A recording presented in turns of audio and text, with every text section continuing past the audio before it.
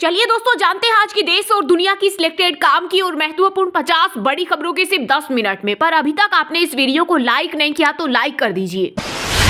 मोदी सरकार नया tax slab लाने की तैयारी में। कांग्रेस नेता राहुल गांधी बोले 1500 से ज्यादा के कपड़ों पर जीएसटी 12% से 18% करेगी, यह अन्याय है। साथ ही कहा जनता की जरूरत की चीजों पर जीएसटी बढ़ाने की योजना है। पूंजीपतियों को छूट दी जा रही जबकि आम लोगों को लूटा जा रहा। 1 लीटर केमिकल से 500 लीटर दूध तैयार किया जा रहा। फॉर्मूला ऐसा कि नकली दूध का फैट कंट्रोल हो जाए और मशीन की पकड़ में भी न आए। यूपी के बुलंदशहर में फूड सेफ्टी विभाग ने 3 जगह छापेमारी की। व्यापारी अजय अग्रवाल ने कई केमिकल मिलाकर नकली दूध और पनीर बनाने का फॉर्मूला इजाद किया। नकली दूध में नेचुरल मिठास बनाने के लिए 2 साल पहले एक्सपायर हो चुके सिंथेटिक सिरप यूज किया जा रहा है, जो सामान्यतः स्टारबक्स की कॉफी में डाला जाता है। नकली पनीर दिल्ली नोएडा तक सप्लाई होता था। किसानों के दिल्ली चलो मार्च को मिला हाथ का साथ। कांग्रेस बोली उनकी सारी मांगे जायज। बीजेपी सरकार किसानों की समस्याओं पर गंभीरता से ध्यान दे और एमएसपी की कानूनी गारंटी और स्वामीनाथन आयोग की सिफारिशों को लागू करे। बॉर्डर की चिंता हमें नहीं, हमारे जवान निपट लेंगे। जोधपुर में अमित शाह बीएसएफ के स्थापना दिवस समारोह में हुए शामिल। इस दौरान जवानों ने दिखाए एक से बढ़कर एक करतब। गृह मंत्री को बीएसएफ के डोग ने सलामी दी। ऊंट पर जवानों ने योग किया। वक्फ मुद्दे पर मुसलमानों के साथ खड़े हो विपक्ष के ईसाई सांसदों की हुई बैठक। कहा ईसाई समुदाय को वक्फ विधेयक पर सैद्धांतिक रूप से अपना रुख अपनाना चाहिए क्योंकि यह संविधान में निहित अल्पसंख्यकों के अधिकारों को प्रभावित करता है।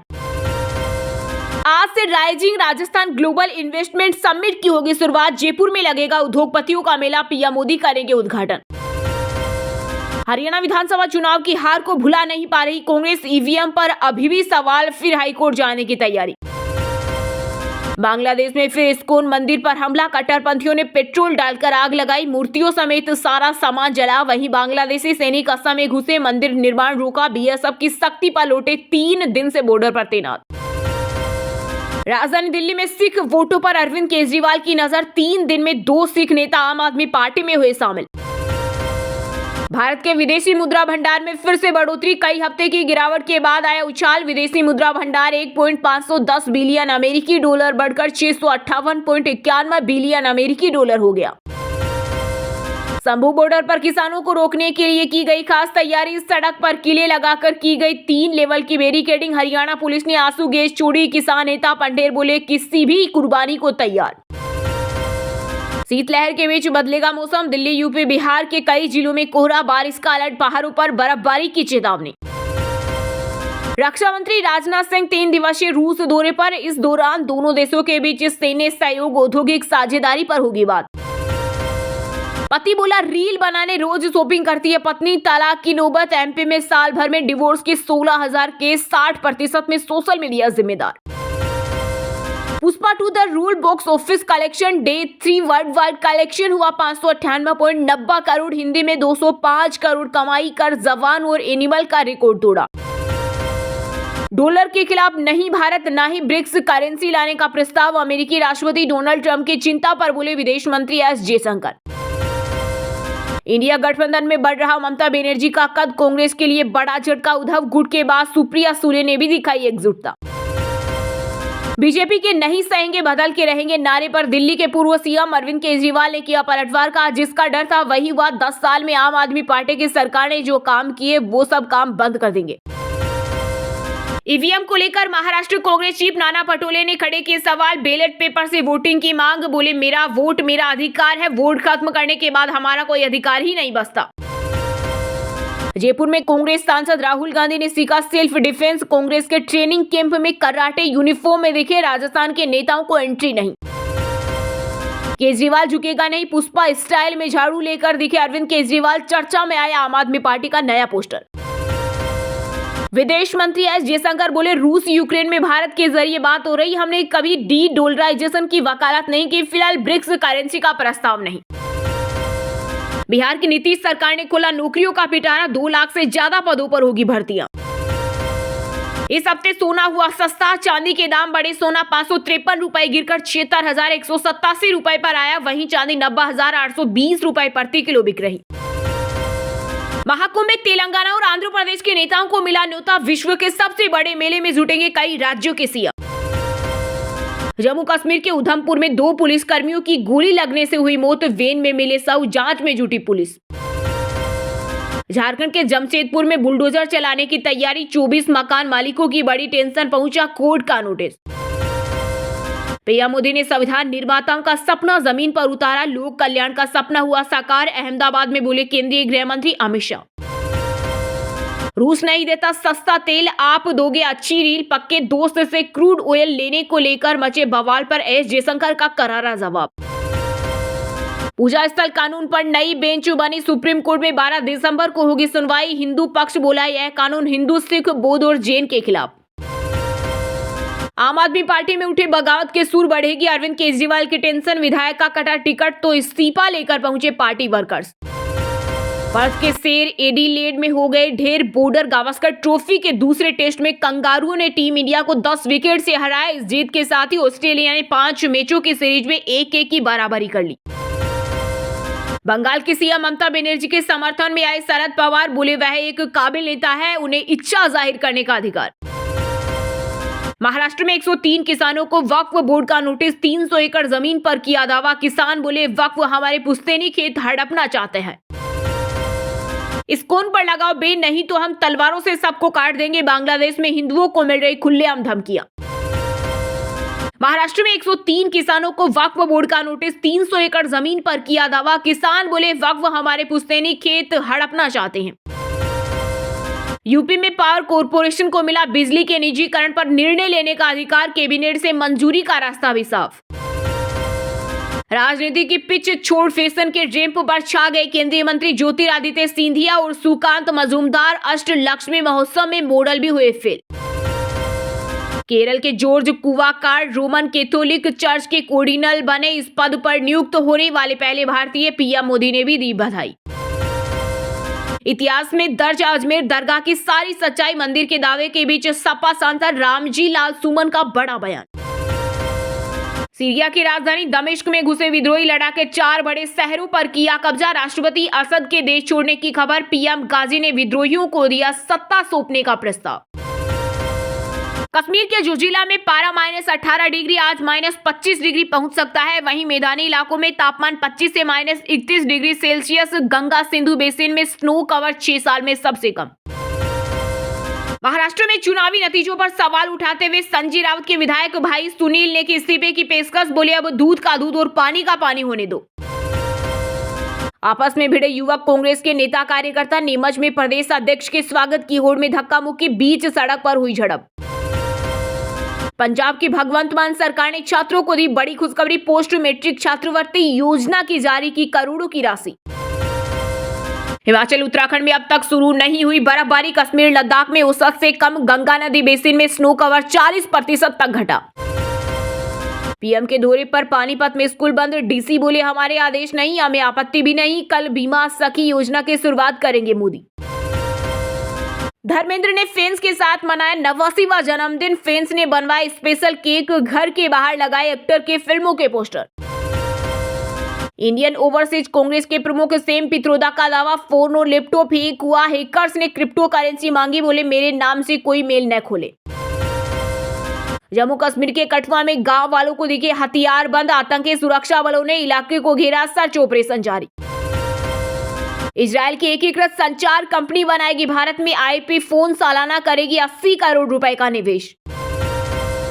सुखबीर पर हमले को लेकर बोले केंद्रीय मंत्री रवनीत बिट्टू, कहा नारायण चोड़ा को सम्मानित करो, उनकी फोटो लगाओ, मजीठिया उन्हें गले लगाए। महाराष्ट्र विधानसभा के स्पीकर होंगे राहुल नार्वेकर, विपक्ष के 105 विधायकों ने शपथ ली, सीएम फडणवीस से मिलकर डिप्टी स्पीकर का पद मांगा। आदित्य ठाकरे बोले सपा महाराष्ट्र में बीजेपी की बी टीम, सपा नेता अबू आजमी ने कहा था भाजपा और शिवसेना यूबीटी में कोई फर्क नहीं। हरियाणा में जेजेपी को एमएलए फ्लैट खाली करने का नोटिस, दुष्यंत चौटाला को प्रदेश कार्यालय हटाना होगा, 3 महीने मांगे, 15 दिन की मोहलत मिली। पंजाब में 2 दिनों तक हल्की बारिश की संभावना, पश्चिम में विक्षोभ सक्रिय होने से बढ़ेगी ठंड, उत्तराखंड में भी वेस्टर्न डिस्टर्बेंस की दस्तक से होगी बारिश व बर्फबारी, मौसम विभाग का अलर्ट। टॉप 10 में 6 कंपनियों का वैल्यू 2 लाख करोड़ बढ़ी, टीसीएस में एचडीएफसी बैंक टॉप गेनर रहे, पिछले हफ्ते 1907 अंक चढ़ा बाजार। जम्मू कश्मीर में करोड़ों की लागत से 17 मंदिरों का होगा जीर्णोद्धार, सीएम उमर अब्दुल्ला ने राशि की मंजूर।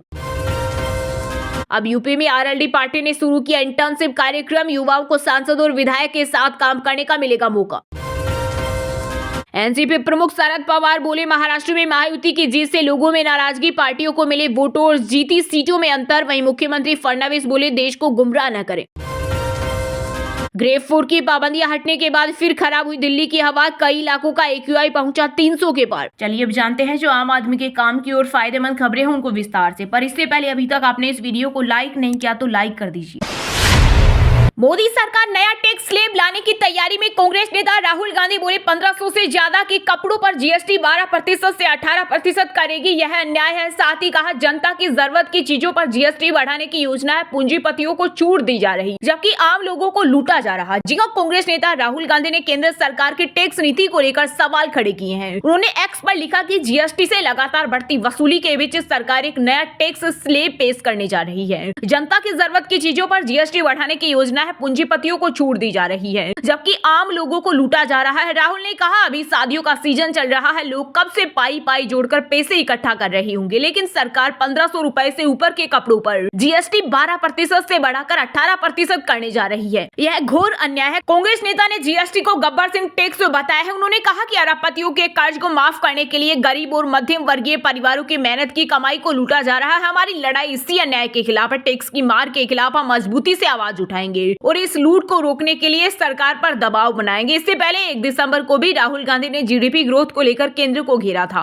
उन्होंने कहा था कि भारत की जीडीपी ग्रोथ रेट 2 साल में सबसे नीचे 5.4% पर आ गई है। भारतीय अर्थव्यवस्था तब तक तरक्की नहीं कर सकती जब तक इसका फायदा सिर्फ गिने चुने अरबपतियों को मिल रहा है। सरकार ने नवंबर 2024 में गुड्स एंड सर्विसेज टैक्स यानी जीएसटी से 1.82 लाख करोड़ रुपए जुटाए हैं। सालाना आधार पर इसमें 8.5% की बढ़ोतरी हुई है। एक साल पहले यानी नवंबर 2023 में सरकार ने 1.68 लाख करोड़ रुपए जीएसटी कलेक्ट किया था। वहीं इस वित्त वर्ष यानी 2024-25 में अब तक 14.56 लाख करोड़ रुपए जीएसटी से आए हैं। राहुल ने कहा, इन फैक्ट्स को देखिए जो चिंताजनक है। रुपया 84.50 के सबसे निचले स्तर पर पहुंच गया। बेरोजगारी पहले ही 45 सालों का रिकॉर्ड तोड़ चुकी है। कॉर्पोरेट टैक्स का हिस्सा पिछले 10 सालों में 7% कम हुआ है जबकि इनकम टैक्स 11% बढ़ा है। खुदरा महंगाई दर बढ़कर 14 महीने के उच्चतम स्तर पर 6.21 पर पहुंच गई। पिछले साल अक्टूबर की तुलना में इस साल आलू और प्याज की कीमत लगभग 50% बढ़ गई है। सस्ते घरों की कुल बिक्री में हिस्सेदारी घटकर करीब 22% रह गई जो पिछले साल 38% थी।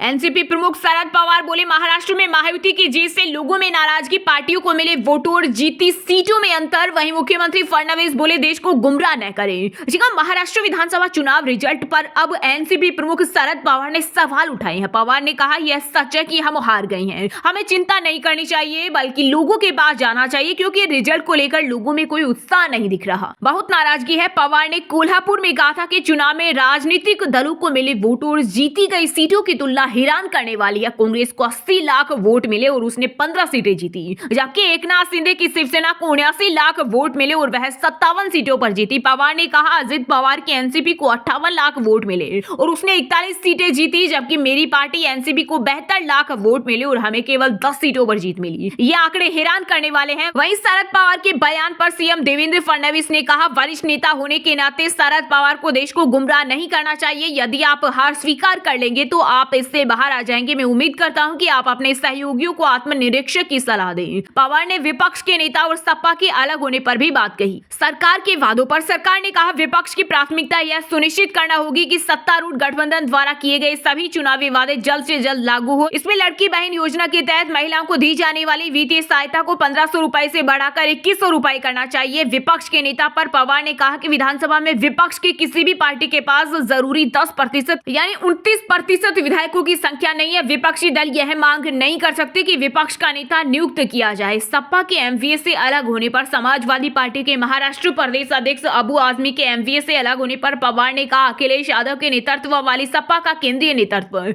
इस बात पर दृढ़ है कि विपक्ष की एकता जरूरी है। शिवसेना के एक अखबार में विज्ञापन देकर बाबरी मस्जिद को गिराने वालों की प्रशंसा का सवाल वे टाल गए। राज्यसभा में नोटों की गड्डी मिलने पर पवार ने राज्यसभा में 500 रुपए के नोटों की गड्डी मिलने पर कहा, इस बात की जांच होनी होनी चाहिए कि यह गाड़ी एक सांसद कांग्रेस के अभिषेक मनु सिंघवी के आसन तक कैसे पहुंची। यह सीनियर नेता और सुप्रीम कोर्ट के बड़े वकील हैं।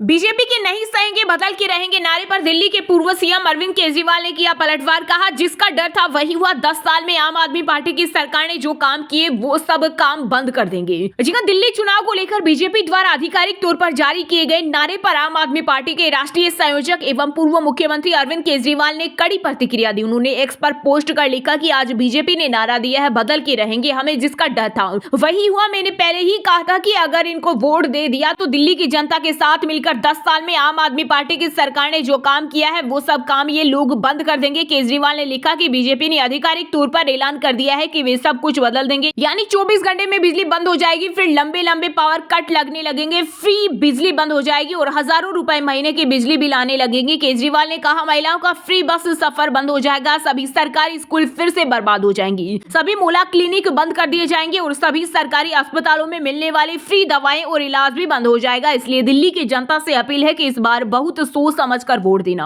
बीजेपी ने अपनी मंशा साफ कर दी है। पूर्व सीएम ने आगे कहा कि पूरी दिल्ली में जगह जगह मोहल्ला क्लिनिक बनाया है जहां इलाज मुफ्त होता है, सरकारी अस्पतालों में सबका इलाज मुफ्त। आज दिल्ली के लोगों को हर महीने 20,000 लीटर पानी मुफ्त मिलता है, महिलाओं का बस में सफर मुफ्त है, हमारी सरकार बुजुर्गों को मुफ्त तीर्थ यात्रा करवाती है। अरविंद केजरीवाल का आरोप है कि बीजेपी आम आदमी पार्टी की सरकार द्वारा किए जा रहे उन सभी कामों को रोकने के लिए हर तरह का षड्यंत्र करती रही है। दिल्ली की जनता को मिल रही मुफ्त बिजली को रोकने का कई बार प्रयास किया, लेकिन हमने इनके षड्यंत्रों को हर बार नाकाम किया। इसलिए दिल्ली की जनता को बहुत ही सोच समझकर अपने वोट का इस्तेमाल करना चाहिए। केजरीवाल ने कहा हमने जो सुविधाएं उपलब्ध कराई हैं उसे जारी रखने के आम आदमी पार्टी को वोट देना चाहिए। दोस्तों, वीडियो को लास्ट तक अगर पूरा देख लिया हो तो वीडियो को लाइक जरूर कर दे और इस वीडियो को अपने दोस्तों रिश्तेदारों के साथ व्हाट्सएप फेसबुक पर जरूर शेयर करें और इस चैनल को अपना समझकर सब्सक्राइब जरूर कर ले ताकि आपको ऐसे ही देश और दुनिया की टॉप 50 बड़ी खबरें सबसे पहले देखने को मिले। जय हिंद, जय भारत।